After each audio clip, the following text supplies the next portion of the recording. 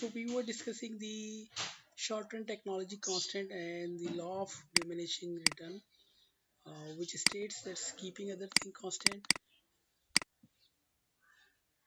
if a firm uses more of variable input with the given quantity of fixed input, the marginal product of the variable input eventually diminishes. So what is the relationship between average product curve with the marginal product curve?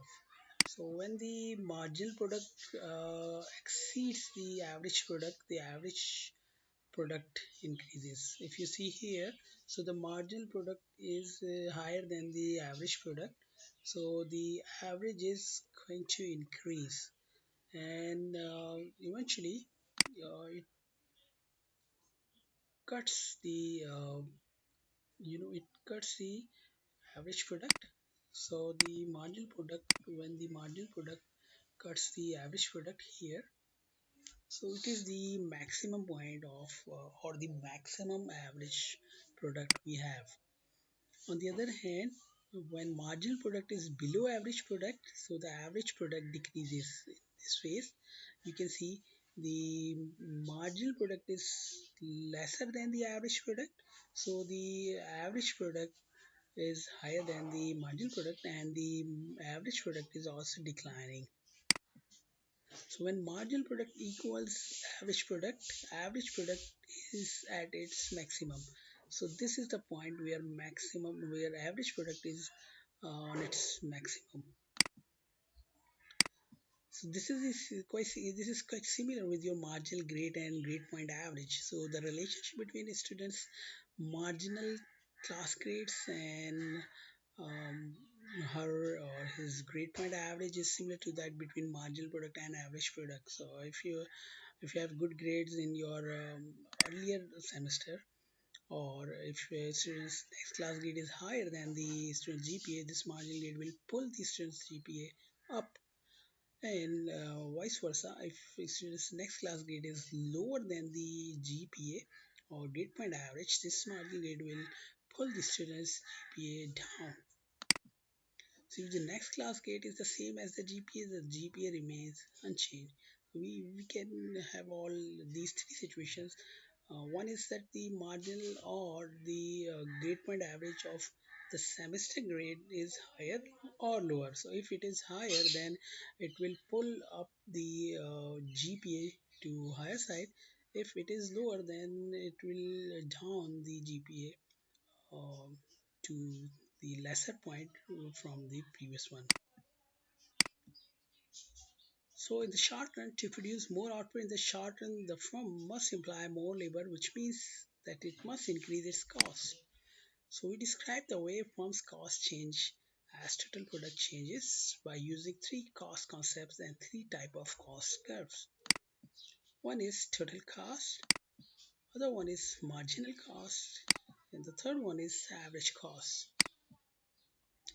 So what is the total cost? A firm's total cost is the cost of all resources used, and the total fixed cost is the cost of the firm's fixed inputs. Fixed costs do not change with output. So if you want to know what is fixed cost and what is variable cost, you just need to see if the cost is not changing with the level of output, it means that is a fixed cost. And the total variable cost is the cost of the firm's variable input. Variable cost to change with output. So all in all, we have total cost, and the total cost can be broken down into total fixed cost and total variable cost. So the total cost equal total fixed cost plus total variable cost. That is total cost equal to total fixed cost plus total variable cost. If you see here, so total fixed cost is the same at each output level, this one. So the total fixed cost cannot be changed with the level of output in the firm. And the total variable cost, which is dependent on the level of output. You see here, when we are increasing the output, the variable cost is going up. Here, when we increase the output to 10 units, the total variable cost is $50. when we increasing the output at 15 level, 15 unit, 50 sweaters per day. So the variable cost is also increasing, but the level of total fixed cost is not increasing with the level of production. So the total cost, which is the sum of total fixed costs and total variable cost, also increases as output increases. You can see here the graph of total costs, which is the sum of total fixed costs and total variable costs. So the total variable cost curve gets its shape from the total product curve. So this is total product curve. We have already seen in earlier slides. And we can notice that the total product curve becomes steeper as low output levels and then less steep at high output level. So in contrast, total variable cost curve becomes less steep at low output level and steeper at high output level. If you see the both total product and total variable costs, you can see here to see the relationship between total variable curves, total variable cost curve and the total product curve. Let's look at the total product curve here. This one is total product curve.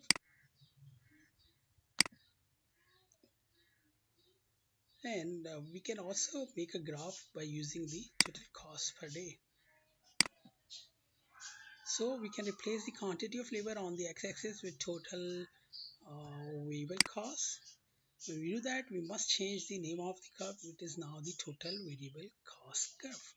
Previously, when we had the output here or the labor on horizontal axis, we're getting the output. But when we are changing this one, so we're getting that cost here with output on the vertical axis.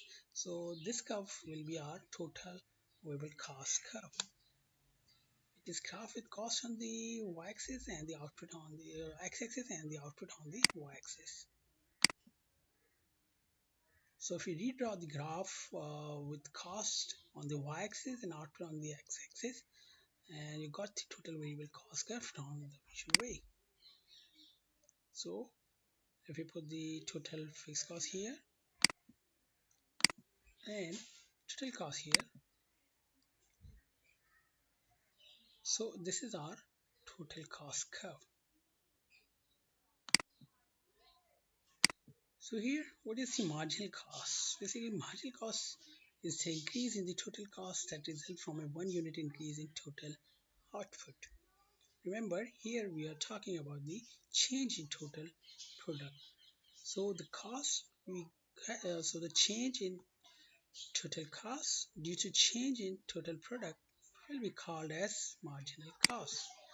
So over the output range with increasing marginal returns, marginal cost falls as output increases. And over the output range with diminishing marginal returns, marginal cost rises as output increases.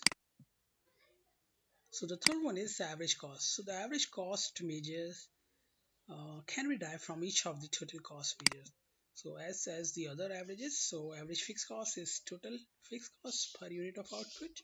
So if you divide the total fixed cost by total output, you'll get average fixed cost.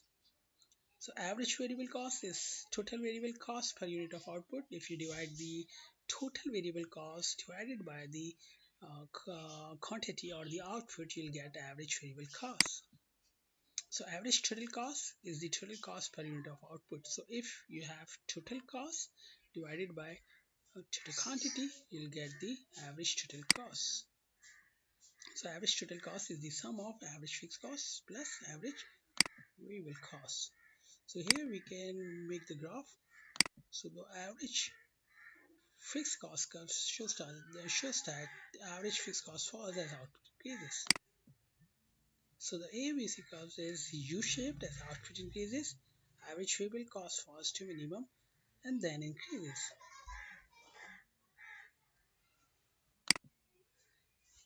So the average total curve is also a U-shaped cost curve. You see, this is our average total cost curve. So the marginal cost curve is very special here. So it declines initially and then go up. Where ABC is falling, marginal cost is below average variable cost in this region till here. When average variable cost is rising, marginal cost is above average variable cost. Here, average variable cost is rising, but the marginal cost is above average variable cost. This one, you see here, this one.